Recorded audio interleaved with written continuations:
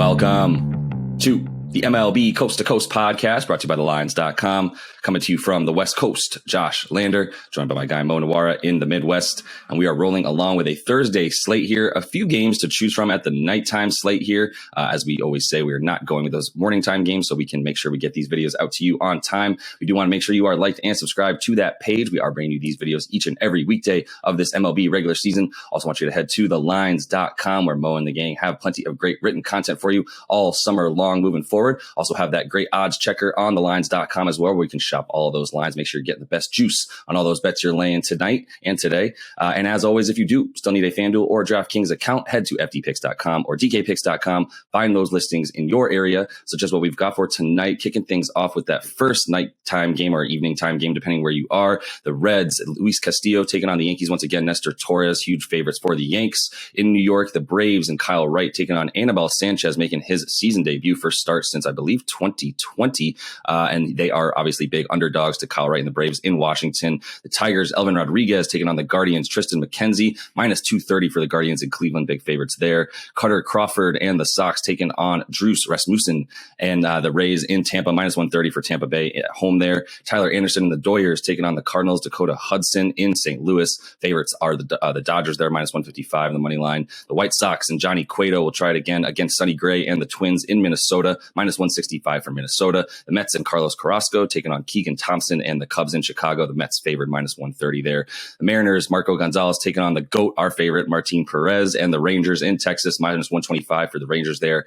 Framber Valdez and Reed Detmers is the matchup there, as Houston is in LA. The Stros are minus 180 right now on the money line. I believe that continues to climb. And the Milwaukee Brewers and Corbin Burns will take on Carlos Rodon and the Giants in San Francisco. An even matchup there, minus 110 on the money line for both squads. But we are starting things with the interesting game here because Kyle Wright is taking on Anibal Sanchez, who has not pitched in a while. You mentioned he looked really good. 2018, 2019 looked really, really good. 2020, pretty much the worst season of his career. Missed the first 3 months of this season. And now we are back with an Anibal Sanchez start, but I don't think we like him quite as much as we do Kyle Wright and the Braves, despite the fact that Kyle Wright's been a little bit worse over the last few games or so than he was to start the season, but still really good numbers. So where are you starting with this one, Mo? I actually laid the big juice on the Braves around minus 220. I'm seeing a minus 215 out there now, so you can even get a little better. That's at DraftKings. Yeah, I think Anibal is a unique case that basically the models are going to have a tough time properly projecting. 38 years old and 2 years removed from his last major league action. And the last we saw of him was pretty bad. 6.62 ERA with estimators in the mid fives. And then his rehab starts were not the most inspiring either. 5.68 FIP in his AAA starts. Obviously, it's a tough case to project. I think something in the 5.3 range seems right. That's exactly where the computers are at. And if that's the case, you're looking at a below replacement level arm here. But I think even some worse outcomes for sure in the range of outcomes. When you've got it's like a pretty unprecedented situation. I mean, a guy this old coming back this far removed from playing Major League Baseball. And Kyle Wright, like you said, he hasn't been quite as good lately, but still has a low to mid threes ERA. There's about a 2-run difference between these pitchers. You just don't see that very often. And also the Nationals did just lose Tanner Rainey out of their bullpen. He's been one of their high leverage relievers. It's already a bad bullpen with Tanner Rainey, so it's going to be even worse now. It's just a situation where I think you can be pretty flexible with how you bet it. Too, I'm usually just betting money lines, but I do try to play around with some things sometimes, and I think this is a spot where you have a big favorite with a high total. I think just like looking at some alternates, whatever you can find that you like. If you don't want to lay minus 220, find a minus 2.5. Parlay Braves with the over, something like that. I think this is all in play if you want to try stuff like that. Yeah, no, I feel it. I find a way to bet it. I don't know why you would feel anything but a lack of confidence in those Washington Nationals. And as you mentioned, Kyle Wright, plenty of an opportunity here against a really, really, really, really bad lineup. Still missing a couple guys. So let's move on to the next game we're talking about here. Mo, Marco Gonzalez and the Mariners are taking on the Rangers. Martin Perez, who we love to ride all season long so far. They are minus 115. Are the Rangers in this one? Perez coming off a pretty bad start, but a total of 8.5 in this one as well. I might consider potentially an under in that big ballpark in Texas, but where do you start with this one, and what are you looking at for the Rangers here? I like our guy Martin. Yeah, he's had a couple of not so great starts lately, but I think it's just normal regression bound to happen. His season numbers still look really, really good. The only thing that makes me a little bit nervous is his fastball dropped a little bit. It was down to 92.3, so a little bit of a small concern there. But generally, when I'm looking at this matchup, Texas, we know they've been killing lefties all year. I checked the numbers again just to see where they're sitting now. It's pretty good. Third in baseball, 118 WRC plus. And one thing I'm always wanting to look at when Marco Gonzalez is involved is how does the other team hit changeups? Because Gonzalez, his fastball is so bad now, 88.5 miles per hour. He's at like Dallas Keuchel levels of like, we're not throwing big league velocity anymore. So he's trying to adjust by throwing more and more changeups, which is working pretty well for him, I think, since that's been one of his best pitches over his career. Only his sinker has accrued more total value. And yeah, he's thrown 33% changeups. It's his most used pitch so far this year. And Texas is third best at hitting changeups.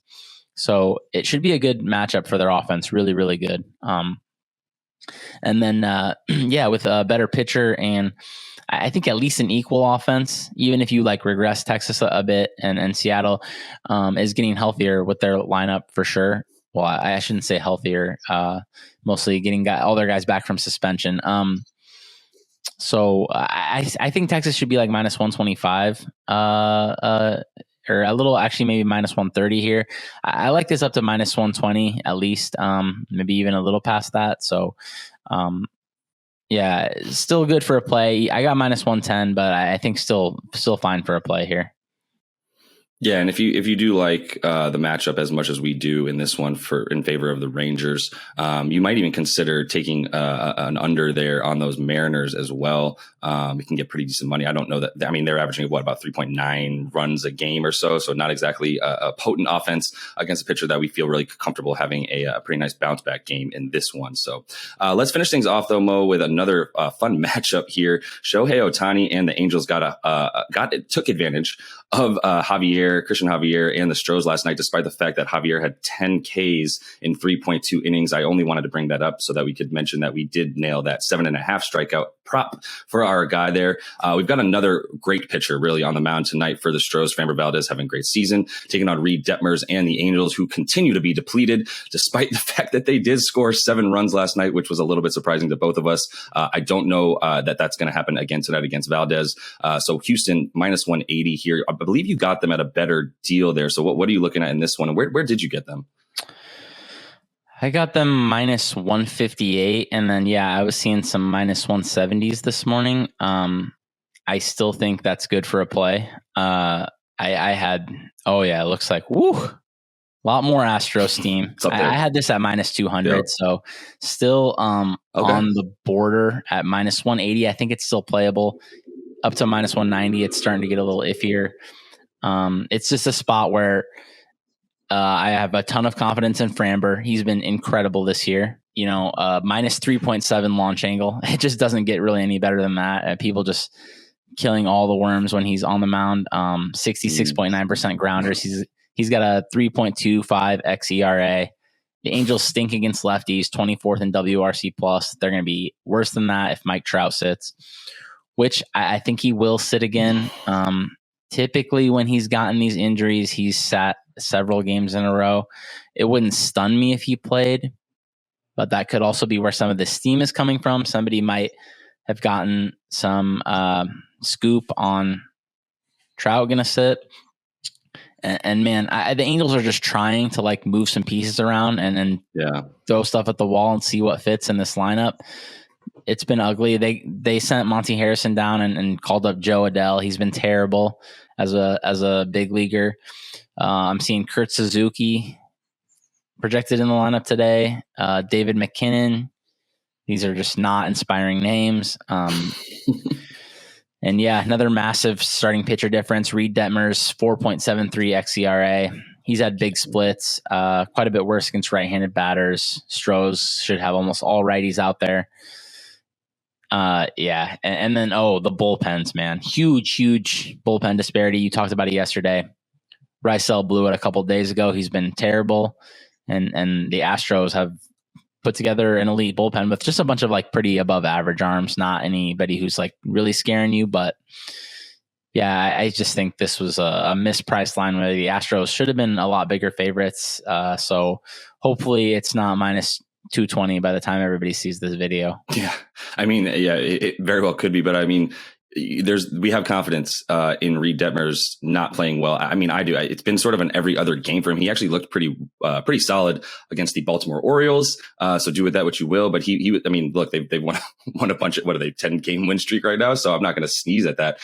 6 scoreless though against them, allowing 2 hits. So there might be a little bit of buzz on him just because of that last start. But yeah, at the end of the day, Framber Valdez is getting a 67% ground ball rate as well. So good luck with that, if you will. And that is all the time that we have for you guys in this one. Make sure you are liked and subscribed to that page. Continue to follow along with us as we are bringing you these videos each and every weekday of this MLB regular season. So until we see you next, happy betting.